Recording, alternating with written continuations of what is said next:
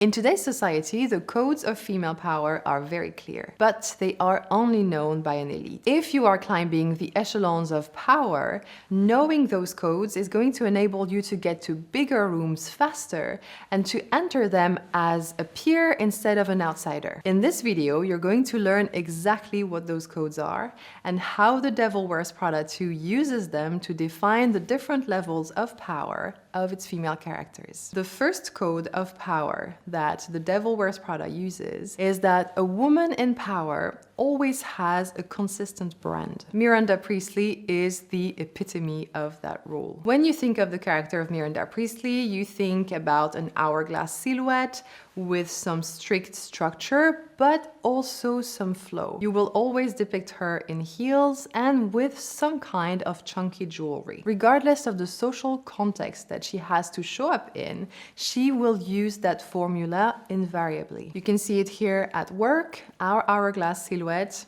the structure given by the blazer, the flow given by the dress, the heels, and some chunky jewelry. Here at work again, we have our hourglass silhouette with the tucked in shirt, the structure given by the lapels, the shoulders of the coat, the flow given by the coat itself and the flowy pants, the heels invariably, and the chunky earrings. Here at a fashion show, she keeps the same formula, but with a little tweak that says, I'm at a fashion show, so it doesn't have to be as serious as everyday work. And here at a fancy dinner party, where she keeps the exact same structure with the blazer, the flow with the bow, the flowy pants and the heels, and still our chunky jewelry, which is on the coat now, but she tuned it up because she is at a party. The objective is to convey with consistency her personality and her leadership style. Just like you would recognize a brand for its unique aesthetic, you should be able to recognize a woman in power for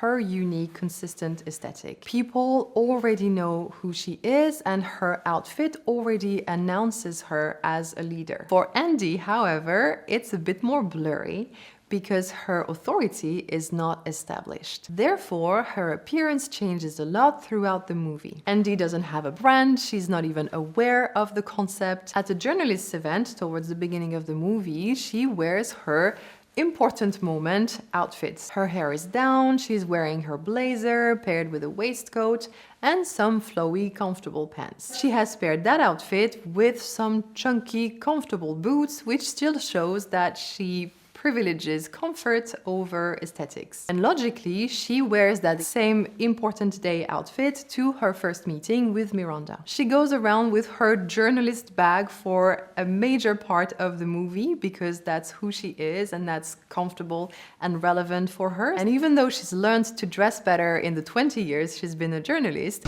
I don't mind that blazer. Is it? Margella?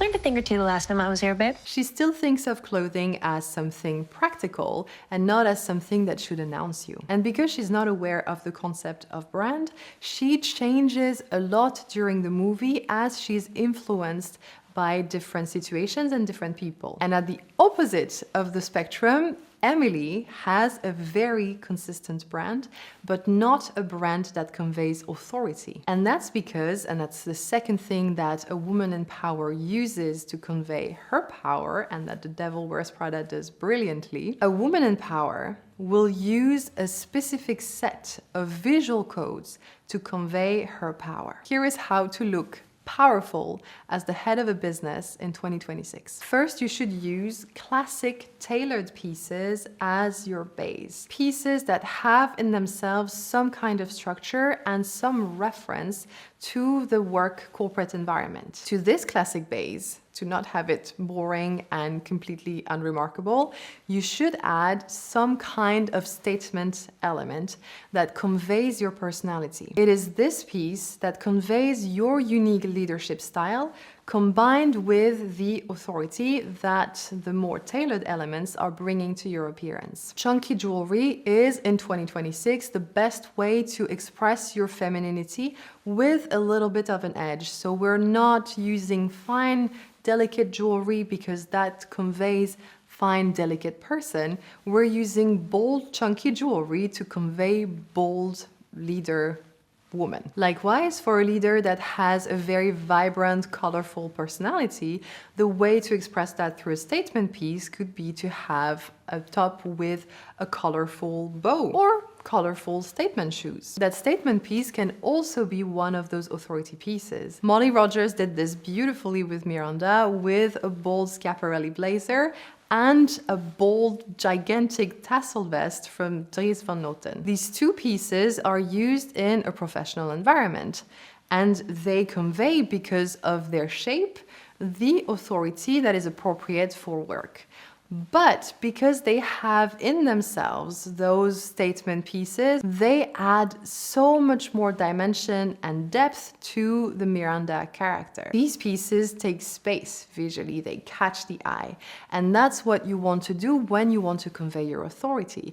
You should be confident in the fact of taking space. That logic with the statement piece remains the same wherever you're going as the CEO. At a party, for example, you can allow yourself to have even bigger statement pieces. Here we can see Miranda with a massive silver necklace or collar, and here in a beautiful Armani coat with glitter and gemstones. The use of these visual codes stay consistent with the general brand image. If you're the CEO of your business and in the morning you have a finance meeting and then a power lunch and then you have to go to a soiree, this is a great way to not have to change 3 times in the day, but simply tweak and change the different power statements. Before we move back to Emily, let's talk quickly about Andy and Amari. Andy doesn't use any power code apart maybe from her blazer, because she is more concerned about being approachable, and she actually judges people who take themselves too seriously. Looking approachable works if you don't have a leadership position and you want to be on the same level as your colleagues. Sorry, who is this? But if you are the leader of the business, you need to convey visually that you have the power to steer the ship. It is even more the case if you have investors, which tend to be men, and tend to need to be reminded of the power of the female brain. Then we have an interesting character, which is Amari, the 2026 Emily. And just like Emily, Amari is a fashion victim. She works at Runway because she loves fashion and she follows fashion. Therefore, you see her wearing trends like the tie trend that you would never see Miranda wear. And that's what gets me back to Emily and why the fact that even though she has a consistent brand, she does not look authoritative. Emily wears visible logos and she's the only character who does so. By doing so, she undermines her authority and her leadership because she appears to be a person who needs a big logo to feel validated and to feel important. Seems retail still suits you. This obviously conveys insecurity, which is not a trait that you want to see in a leader. Amari has understood that better than Emily, and towards the end of the movie, she gets higher in rank, and as soon as she does, her clothing changes to start using those power codes. As a leader, you must use logos with parsimony because you do not want to be perceived as a follower. You can absolutely decide to make a specific piece part of your brand, but then that's your statement piece and it has to be consistent. And it should always be compensated with more classic pieces that convey classic authority. Otherwise, it will do just like for Emily and impact your perceived ability to lead because you're going to be considered as a follower of fashion. And that takes me to one of the many paradoxes that women have to face in life. If you look too polished or fashion conscious, you're going to be considered less intelligent. If you look like you do not care about fashion or your appearance at all, you're going to look unprofessional and messy. In both cases, unable to lead a business. And that's the third thing that women in power are aware of and that The Devil Wears Prada conveys masterfully in the story. A woman in power is aware of fashion, but she's never a fashionista, at least not in public. Women in power are allowed a tiny, teeny window of appearance where they're going to be considered as apt to lead a business. And that is if they look effortlessly put together, but without looking like they tried too hard. Hitting that tiny titty window is what I do inside the icon protocol for my clients. And that is what Molly Rogers did perfectly for Miranda Priestley. And that's why Miranda doesn't respect Emily. Both characters, Miranda and Emily, love fashion to death, but they express that love through very different ways. Miranda does it with power, authority, and leadership, and Emily does it as a fashionista influencer. Miranda is aware that clothing has connotations, and every single one of her outfits has the perfect mix of connotations. We have authority, we have boldness, and we have originality, which means leadership and confidence, because if you dare being original, you are confident. And most importantly, Miranda doesn't display any logo. As somebody who is the head of a global fashion magazine, that could sound counterintuitive, but she knows that that is how power and leadership is expressed. The closest she does to expressing her belonging to a higher society through logos is by wearing a Bottega Veneta in the plane at some point in the movie. The Bottega Veneta is replacing in the higher circles, the Birkin, which has become too visible because it is used by fashion influencers and copied a lot, to the extent that today it's hard to know if somebody is owning a real or a fake. So Miranda, just like any woman of high society who has access to that knowledge, moves away from the Birkin, which used to be the epitome of the understated wealth, to a Bottega Veneta, which is nonetheless a very discreet bag that only the insiders can recognize. And finally, Miranda never expresses her femininity through showing skin. Instead, she does it through silhouette and flow. At the complete opposite, Emily is showing skin or showing her beautiful body, granted. She is dressed in designer and logos from head to toe in a very obvious way. And she wears the latest trendy things. She also has more of a new money aesthetic. So at some point she gets a Tiffany necklace. And she wears that Tiffany necklace not as a statement piece, but as any other piece of jewelry together with an outfit.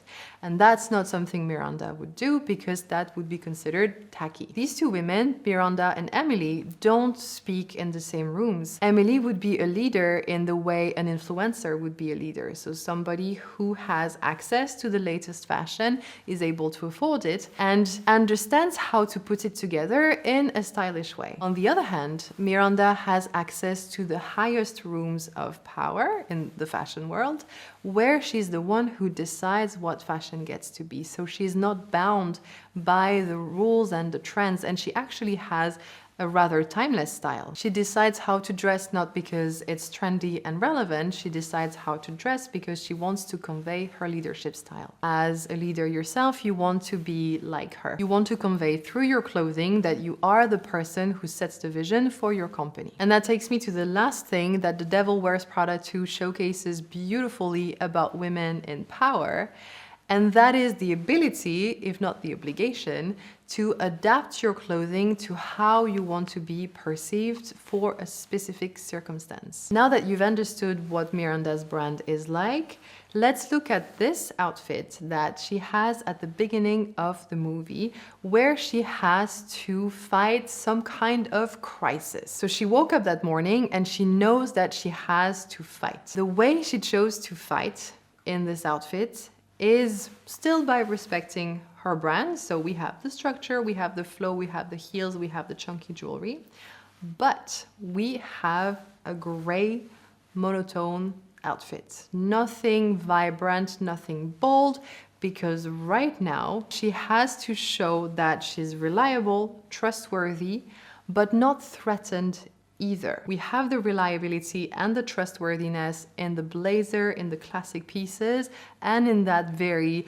boring lawyer gray. But she also expresses that she's not threatened because she could have put on something that's much more power suit, much more aggressive, with much more structure and angles if she had wanted to look more dominating, which she does not want to do because she does not want to make anybody feel like she's she's above them or she's trying to pressure them. She's trying to be as conciliant as possible. Later in the movie, there is a beautiful scene about female empowerment and solidarity. In this scene, she still uses all of the elements of her personal brand, but in a much softer and approachable way. It's the only scene where she is in public and doesn't have some kind of structure on the shoulders. Her blouse, even though it is professional and classic, expresses a lot of softness and accessibility through the choice of lines and materials. At that moment in the movie, she's meeting somebody she's been looking up to for a long time, and she wants to make herself warm and approachable. Conversely, at a party, she keeps her usual structure, but she adds a lot more glitter, a lot more shine, a lot more bold, to show that she's not afraid of being noticed and that she's the most important person in the room. As a female leader, if you have to start anywhere, that is the most important thing to do, because the human brain makes an assumption about who you are and how the interaction is going to go in milliseconds. And because it has a natural confirmation bias, it will naturally reinforce this first impression. So if it was negative because of your appearance, you're going to have to spend much more energy convincing this person that you're worthy, as opposed to if it was positive and conveyed exactly what you wanted to convey, because then it's just going to flow. As a rule of thumb, if you have to do this yourself, know that the sharper the lines, the more authority, strictness, power, and domination you're going to convey. And the softer and the more flowy the lines, the more approachability, calm, femininity you're going to convey. For any day at work you want to meet in the middle, and depending on the situation that you have to attend, you'll want to pick a bit more from the approachable or a bit more from the more dominant, strict version of yourself. As a leader yourself, the closest you can get to Miranda's style, the better. She hits exactly that sweet spot between authority and leadership. You can obviously tweak some elements to make it perfectly reflect your leadership style. And if that's something that you would like me to do for you, I invite you to apply to the Icon Protocol, which is my done-for-you wardrobe architecture service. I fly in person to you and I create that authority wardrobe for you so that you have everything you need for the different social events that you have to attend as a female leader. At the end, you get your own outfit catalog, which tells you exactly what to wear for which circumstance so that you never have to feel off in any of the rooms that you have to be in. If that is something that interests you, all the information is in the link in the description. Thank you for spending this time with me. If you enjoyed what you saw, I invite you to subscribe and I will see you very happily in the next one. À bientôt!